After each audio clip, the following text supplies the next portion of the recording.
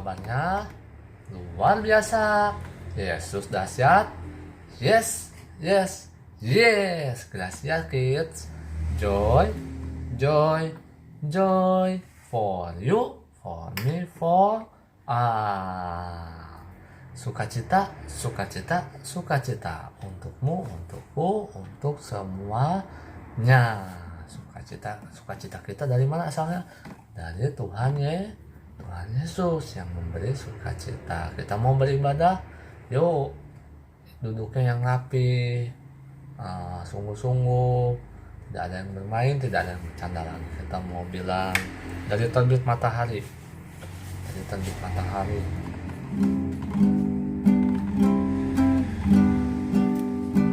Dari terbit matahari sampai pada masuknya dalam nama Tuhan dipuji. Dari terbit matahari sampai pada masuknya dalam nama Tuhan dipuji. Puji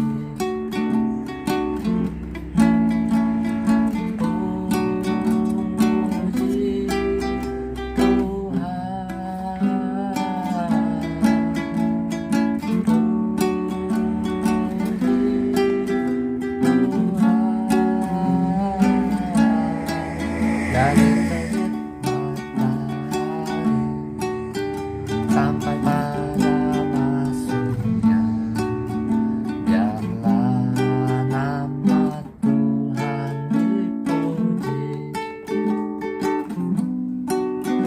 Biarlah nama Tuhan dipuji. Yuk kita berdoa, lipat tangannya, tutup matanya. Lord Jesus, we thank you for today. Now we want to praise you. Bless us in Jesus' name. Amen. Tepuk Yesus. Yes. Sus. Yesus. Yes. Yes. Yes. Yuk kita mau nyanyi God is so good. Kalau God is so good for you, for me. God is so good. God is so good. God is so good. He's so good to me. Allah itu baik. Allah itu baik. Allah itu baik, baik buat saya. God is so good. God is so good. God is so good. He's so good to you. He's so good to me. He's so good for all.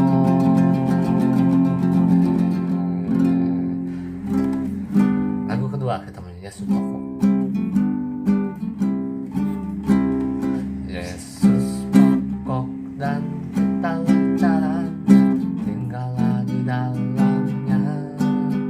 Yesus pokok dan kita caranya, tinggallah di dalamnya. Yesus pokok dan kita caranya, tinggallah di dalamnya. Pastilah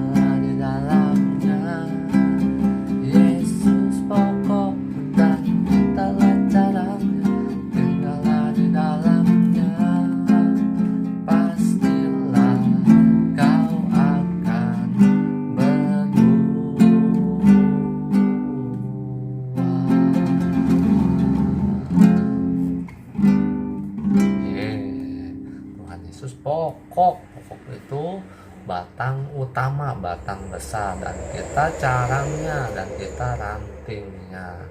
Nah, seperti ini ada pohon. Nah, ini nih batangnya, yang ini nih.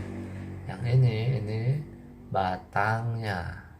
Dan ini yang kecil-kecil ini rantingnya, carangnya. Tuhan Yesus ini pokok, nah, pokok kehidupan, dan kita ini yang rantingnya, carangnya kehidupan. Jadi kita ini, ranting ini harus menempel kepada pokok. Hidup kita bergantung kepada Tuhan Yesus yang mempunyai kehidupan. Nah, kita mau dengar firman Tuhan.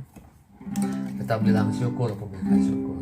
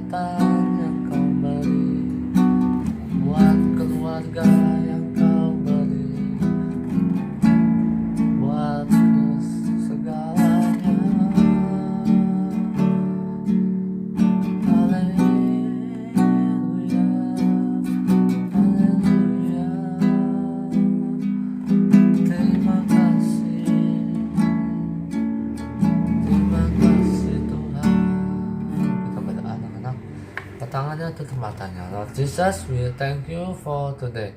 Now we want to listen sorry Bible. Bless us in Jesus name. Amen. Anak-anak masih ingat cerita kemarin? Miss Edi cerita apa kemarinnya? Ya, cerita tentang pesta pernikahan di Kana. Nah, bagaimana Tuhan Yesus diundang ke dalam acara pesta tersebut. Tuhan Yesus dan murid-muridnya. Apa yang terjadi pada saat pesta pernikahan tersebut? Ya betul, pada saat pesta pernikahan tersebut sedang berlangsung, pesta tersebut kehabisan air minum anggur. Nah, jadi pada zaman dahulu, minuman anggur itu sangat penting. Harus ada di dalam pesta pernikahan. Bukan air anggur untuk mabuk-mabuk ya, enggak. Tapi air anggur ini rasanya manis dari anggur asli dicampur dengan air. Nah, tapi enggak bikin mabuk. Ya, asal yang diminumnya ya wajar, minum segelas 2 gelas nggak mabuk ya. Nah, jadi zaman dahulu itu anggur itu sangat penting. Kalau tidak ada anggur pada saat pesta pernikahan, itu orang bakal malu, akan mendapat malu karena sudah tradisi atau sudah kebiasaan yang dilakukan orang Yahudi atau orang Israel pada saat melakukan pesta pernikahan. Nah, Tuhan Yesus menjawab permasalahan dalam pesta tersebut. Tuhan Yesus memberi solusi atau Tuhan Yesus memberi jalan keluar untuk kesulitan yang dialami si pemilik pesta. Apa yang Tuhan Yesus lakukan? Tuhan Yesus bilang begini, isi tempayan dengan air. Nah, isi tempayan itu cukup besar ya, tempat air yang sangat besar, ada 6 tempayan kira-kira, sangat besar, disuruh isi dengan air. Nah, pelayan-pelayanan nurut gak? Nurut. Nah, padahal buat apa tempayan banyak-banyak diisi air? Mungkin kurang kerjaan ya. Ngapain lagi pesta, lagi sibuk-sibuk orang ngurusin pesta, tapi ini Tuhan Yesus malah nyuruh tempayan diisi air. Gimana ini? Bukannya Tuhan Yesus beliin anggur kek, atau Tuhan Yesus langsung kasih lihat mukjizat supaya Tuhan Yesus langsung nuangin, misal tuangkan air anggur lewat tangannya. Tapi Tuhan Yesus malah nyuruh orang buat nuang air ke dalam tempayan. Wah, kurang kerjaan ya, mungkin ada orang yang bilang. Tapi pelayan-pelayan tersebut tetap taat. Nah, itu perintah Yesus yang pertama. Tuhan Yesus kasih solusi, tapi Tuhan Yesus juga kasih perintah kepada pelayan-pelayan tersebut. Yang pertama, suruh tempayan diisi air. Nggak masuk akal kan ya, tapi pelayan tersebut taat. Lalu Tuhan Yesus memberi perintah yang kedua. Nah, Tuhan Yesus menyuruh si pelayan itu air yang sudah dimasukkan ke dalam tempayan diambil sedikit, dicedok dalam sendok besar. Cedok itu sendok besar, dikasih ke pemimpin pesta. Wah, dikasih ke pemimpin pesta. Nah, coba dipikirin, kalau misalnya ada pemimpin pesta lagi kekurangan anggur, ini pelayannya malah kasih air, apa yang terjadi? Betul, pemimpin pestanya bisa marah. Waduh, ini pelayanku ini benar-benar ini disuruh, ini lagi ada masalah, disuruh bagaimana ini cari jalan keluar atau beli anggur lagi atau apa kan, ini malah dikasih air gitu. Tapi pelayan-pelayannya tetap taat. Nah, bagaimana kalau misalnya yang diminum air? Pelayan-pelayannya tetap taat. Nah, akhirnya apa yang terjadi? Semua air dalam tempayan dan air yang di dalam sendok besar yang diberi kepada pemimpin pesta berubah menjadi anggur. Wow, kasih tepuk tangan, kasih jempol yang hebat buat Tuhan Yesus. Hebat kan Tuhan Yesus? Hebat. Nah, itulah mukjizat pertama yang dilakukan Tuhan Yesus di dalam cerita firman Tuhan dalam Alkitab. Mungkin sebelum-sebelum entah mungkin Tuhan Yesus melakukan mukjizat juga, Mister nggak tahu, tapi di Alkitab diceritakan itu mukjizat pertama yang dilakukan oleh Tuhan Yesus, merubah air menjadi anggur. Nah, pelajaran yang bisa kita ambil, yang pertama, seperti orang yang mengadakan pesta mengundang Yesus, terus dia mengalami masalah kehabisan anggur. Nah, seperti itu pun saat kita orang-orang percaya, Tuhan Yesus mengundang Tuhan Yesus masuk ke dalam hidup kita. Kan Tuhan itu berkuasa. Bukan berarti hidup kita aman-aman saja, bukan berarti hidup kita tenang-tenang saja, bukan berarti hidup kita selalu bahagia-bahagia saja. Nah, hidup kita pasti ada masalah, pasti ada kesulitan, pasti ada sakit penyakit. Tuh, waktu semua orang percaya sungguh-sungguh menyayangi Tuhan pasti mengalami kesulitan. Nah, anak-anak pun seperti itu. Pasti anak-anak pernah mengalami kesulitan. Anak-anak mungkin pernah sakit, mungkin ada yang dirawat di rumah sakit, mungkin papa mamanya juga mungkin pernah mengalami sakit, atau pernah mengalami berhenti kerja, atau pernah mengalami tidak punya uang. Nah, itu dia masalah. Semua orang pasti pernah punya masalah. Nah, pelajaran yang kedua, waktu kita sungguh-sungguh percaya Tuhan Yesus tapi mengalami kesulitan yang sangat besar, masalah yang sangat besar, nah itu tandanya bahwa mukjizat Tuhan pasti terjadi asal kita percaya kepada Tuhan Yesus dan taat kepada Tuhan Yesus. Ya. Apa itu mukjizat?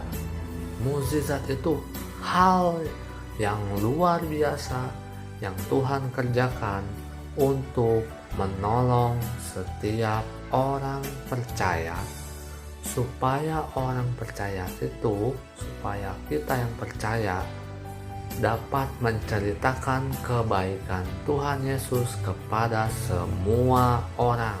Nah, jadi mukjizat itu hal yang luar biasa. Kalau hal yang biasa saja, itu bukan mukjizat namanya. Itu namanya Tuhan yang penyediaan Allah. Misalnya begini, oh hari ini aku belum makan, tiba-tiba di kulkas ada makanan. Nah, itu penyediaan Tuhan, Tuhan yang menyediakan. Tapi kalau misalnya mukjizat itu, misalnya, papaku misalnya atau keluargaku ada yang sakit diabetes, tiba-tiba Tuhan yang sembuhkan, itu mukjizat. Ada saudaraku yang sakit jantung atau sakit kanker, Tuhan sembuhkan, mukjizat. Apalagi misalnya, ya itu hal-hal yang mukjizat itu seperti itu. Jadi hal-hal yang di luar nggak masuk akal gitu, tapi Tuhan bisa lakukan. Nah, seperti itu ya.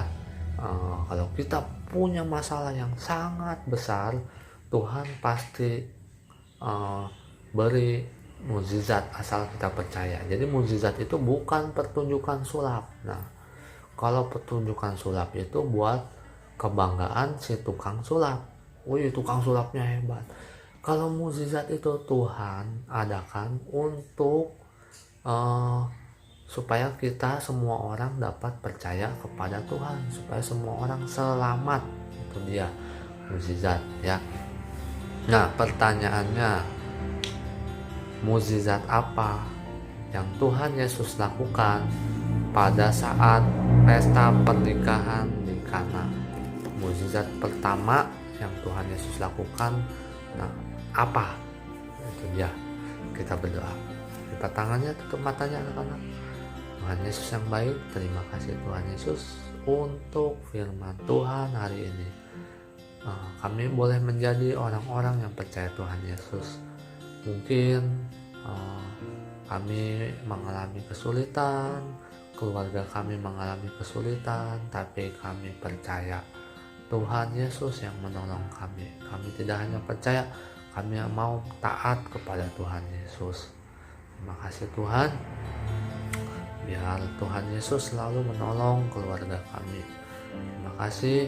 Berkati juga untuk sekolah kami, Gracia Joy Kids ya Tuhan. Kami percaya Tuhan,